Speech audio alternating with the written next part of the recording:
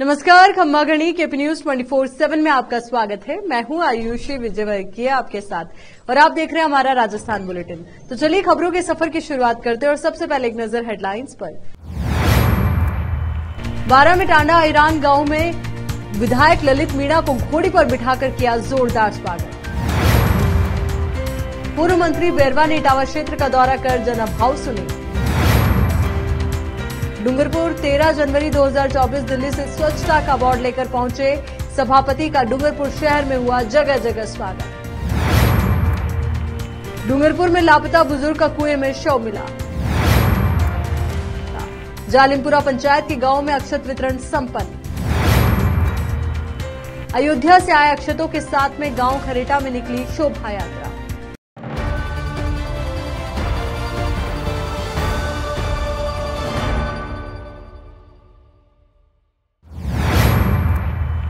अब देखते हैं समाचार विस्तार से। बारां जिले के किशनगंज शाहाबाद विधायक का कस्बा थाना क्षेत्र के गांव में विकसित भारत संकल्प यात्रा के तहत गांव में पहुंचने पर विधायक का भव्य स्वागत किया जा रहा है। विधायक ललित मीणा, धुवारी झोल, सनवाड़ा, मझोला, टांडा अहिरान, आगर, ओगाड़ सहित दर्जन भर गांव में पहुंचे विधायक को टांडा अहिरान में ग्रामीणों ने घोड़ी पर बैठाकर गांव की सैर कराई।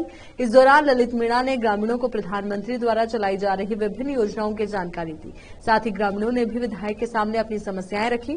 साथ ही ललित मीणा ने जीत और स्वागत के लिए जनता का आभार व्यक्त किया। इस दौरान बीजेपी नेता आनंद गर्ग, हुकुमदत्त भार्गव, राजेंद्र तोमर, दिनेश गर्ग, नरेश जैन, आदर्श भार्गव आदि मौजूद रहे। बारां से संवाददाता ब्रजेश यादव की रिपोर्ट।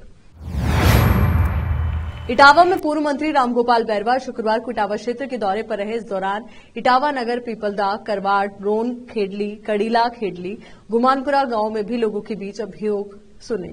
इस दौरान इटावा पहुंचने पर उन्होंने आमजन से मुलाकात कर लोगों से समस्याओं को भी सुना। इस दौरान उनके इटावा पहुंचने पर भाजपा नगर मंडल अध्यक्ष पुष्पेंद्र सिंह, वरिष्ठ बीजेपी नेता विष्णु गोयल, केसरी लाल गुर्जर, नगर मंडल महामंत्री राकेश पारेता, प्रवीण मीणा, रिंकू सोनी, इंदरगढ़, रामरतन बैरवा, उमाशंकर बैरवा, बिशनलाल बैरवा सहित अनेक बीजेपी नेता व कार्यकर्ताओं ने उनका स्वागत किया। इसके बाद उन्होंने नगर की समस्याओं की जानकारी ली। वहीं इसके बाद उन्होंने पीपलदा, करवाड़, रोन खेडली, कड़ीला खेडली, गुमानपुरा गांव का दौरा किया और लोगों के जन अभाव अभियोग सुने। इस दौरान इन गांवों में आकस्मिक निधन होने पर मृतकों के परिजनों को सांत्वना दी गई। इस दौरान प्रवीण मीणा, रोन, रामरतन बैरवा, अयानी, रामेश्वर बैरवा, इटावा, बिशनलाल बैरवा, रजोपा सहित कई लोग साथ रहे। इटावा से संवाददाता जितेंद्र कुमार नागर की रिपोर्ट। ओडीएफ प्लस में पूरे प्रदेश में नंबर 1 आने पर दिल्ली से अवार्ड लेकर डूंगरपुर लौटने पर नगर परिषद सभापति अमृतलाल कलसुआ शनिवार को डूंगरपुर पहुंचने पर उदयपुर मार्ग पर राजपुर घाटी पर शहरवासियों ने पुष्प वर्षा कर उनका स्वागत किया। स्वागत के बाद एक खुली जीप में सभापति, उपसभापति सहित नगर परिषद कार्मिक खुली जीप सवार हुए, जहां रैली के रूप में नगर परिषद पहुंचे। इससे पहले शहर में जगह जगह स्वागत द्वार लगाकर सभापति का शहरवासियों ने जगह जगह पर स्वागत किया। इस मौके पर सभापति ने कहा कि अवार्ड नगर परिषद के समस्त कर्मचारियों और शहरवासियों के लिए समर्पित है। इनके द्वारा ही आज शहर पूरे विश्व में पहचान बन चुका है। आने वाले समय में डूंगरपुर शहर और भी ज्यादा प्रगति की राह पर चलेगा।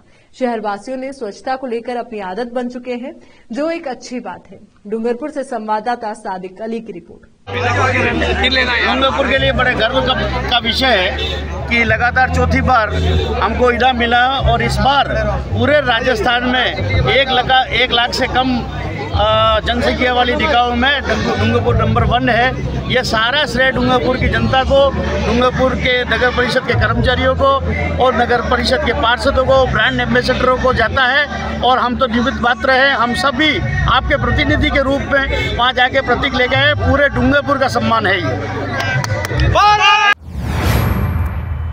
डूंगरपुर जिले के साबला थाना क्षेत्र के बोड़ी गामा बड़ा गांव में कुएं में एक बुजुर्ग का शव मिलने पर सनसनी फैल गई। बुजुर्ग पिछले 9 दिन से लापता था। परिजनों ने हत्या का आरोप लगाया। पुलिस मामले की जांच में जुटी है। दरअसल डूंगरपुर जिले की साबला थाना पुलिस के अनुसार लपनिया गांव निवासी 65 वर्षीय जोरिया कनीपा 4 जनवरी को अपने घर से निकला था। उसके बाद से वो घर नहीं लौटा था। इसके बाद 5 जनवरी को परिजनों के गुमशुदगी की रिपोर्ट दर्ज कराई थी। घर से निकलने के बाद 1 सप्ताह बाद जोरिया का शव बोड़ी गामा बड़ा गांव के बामणियावाड़ा में एक कुएं में तैरता हुआ मिला। सूचना पर पुलिस और परिजन मौके पर पहुंचे। पुलिस ने शव को कुएं से बाहर निकलवाया। इधर मृतक के के चप्पल 5 किलोमीटर एक ईंट भट्टे पर पड़े मिले। पुलिस ने शव को मौके से उठवाकर आसपुर अस्पताल की मोर्चरी में रखवाया। वहीं परिजनों ने हत्या कर शव को कुएं में फेंकने के आरोप लगाए हैं। पुलिस मामले की जांच में जुटी है। डूंगरपुर से संवाददाता सादिक अली की रिपोर्ट। यहाँ रुक रहे एक छोटे से ब्रेक के लिए, जल्द हाजिर होंगे। हिंदुस्तान के हर कोने में हम हैं मौजूद। 24 घंटे हालात पर गहरी नजर, खबरों से जुड़े चुपते सवालात और आपको दिखाता है धार्मिक, सामाजिक, राजनीतिक, लोकल और इंटरनेशनल न्यूज की सबसे बेहतर कवरेज, जो आपको रखती है हर पल बाखबर। देश और दुनिया भर की खबर के लिए देखते रहें केपी न्यूज 24/7। ब्रेक के बाद एक बार फिर से आपका स्वागत है। इटावा में सामुदायिक स्वास्थ्य केंद्र इटावा की मेडिकेयर रिलीफ सोसाइटी की बैठक एसडीएम नीता वसीटा की अध्यक्षता में उपखंड कार्यालय पर आयोजित हुई। बैठक में पीपलदा विधायक चेतन पटेल कोलाना मुख्य अतिथि रहे। इस दौरान सीएचसी प्रभारी डॉक्टर ललित राठौड़ ने बैठक का प्रतिवेदन तथा अस्पताल में विभिन्न कार्यों को लेकर प्रस्तावित बिंदुओं को लेकर जानकारी दी। राठौड़ ने बताया कि अस्पताल में सबसे ज्यादा प्रसव होते हैं, मगर एएनएम की कमी होने से परेशानी आती है। अस्पताल परिसर में गत 19 सालों से एक ही उपभोक्ता भंडार संचालित है। क्षेत्र की जनसंख्या बढ़ गई है।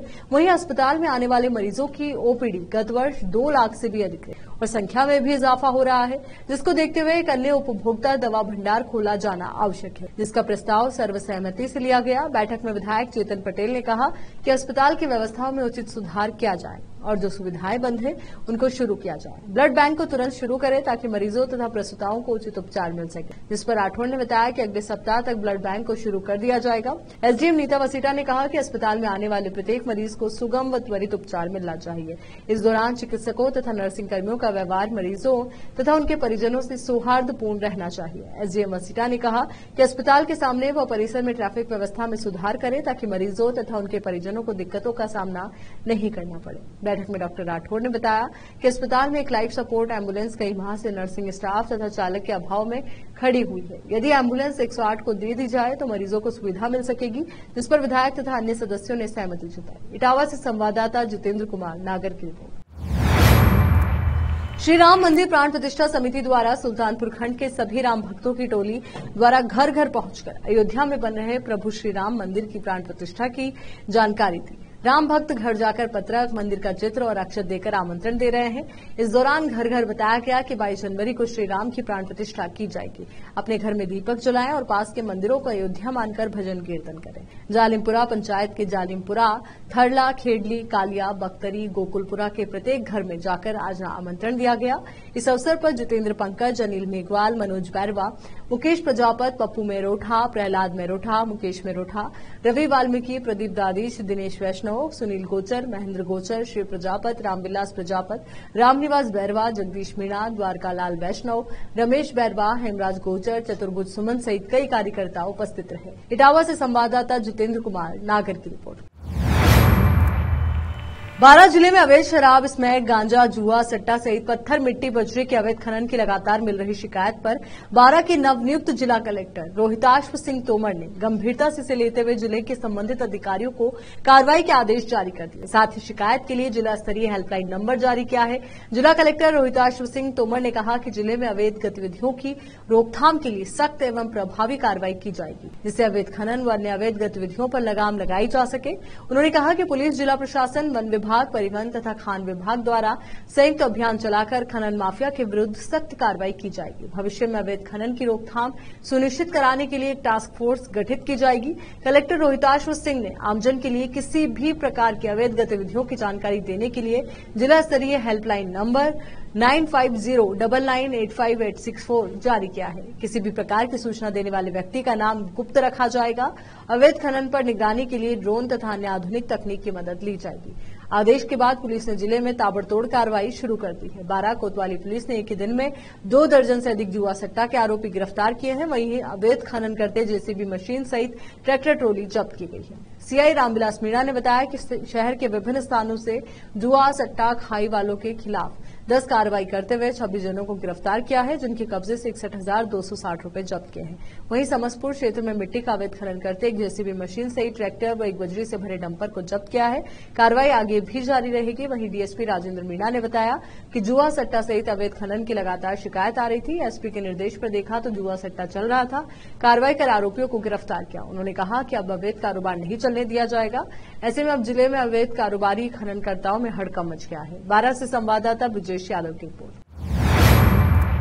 हिंडौन में गांव खरेटा में 22 जनवरी को होने वाले श्री राम लला प्राण प्रतिष्ठा महोत्सव के कार्यक्रम के तहत आज अक्षत कलश यात्रा निकाली गई। इस कलश यात्रा में सैकड़ों की संख्या में माताओं बहनों ने सर पर कलश रखकर और पुरुषों और युवाओं ने भगवा पताका के साथ भाग लिया। यात्रा श्री लक्ष्मी नारायण मंदिर खरेटा से प्रारंभ हुई।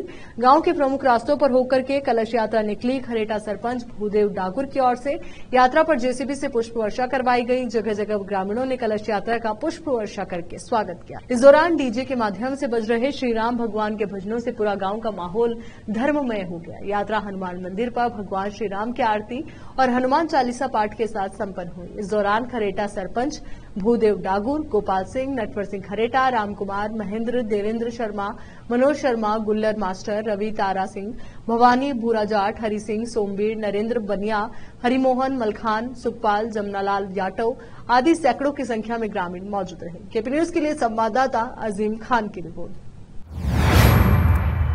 चलिए एक बार फिर से नजर डालते हैं हेडलाइंस पर। 12 में टांडा ईरान गांव में विधायक ललित मीणा को घोड़ी पर बिठाकर किया जोरदार स्वागत। पूर्व मंत्री बैरवा ने इटावा क्षेत्र का दौरा कर जनभाव सुने। डूंगरपुर 13 जनवरी 2024 दिल्ली से स्वच्छता का अवार्ड लेकर पहुंचे सभापति का डूंगरपुर शहर में हुआ जगह जगह स्वागत। डूंगरपुर में लापता बुजुर्ग का कुएं में शव मिला। जालिमपुरा पंचायत के गांव में अक्षत वितरण संपन्न। अयोध्या से आए अक्षतों के साथ में गांव खरेटा में निकली शोभा यात्रा।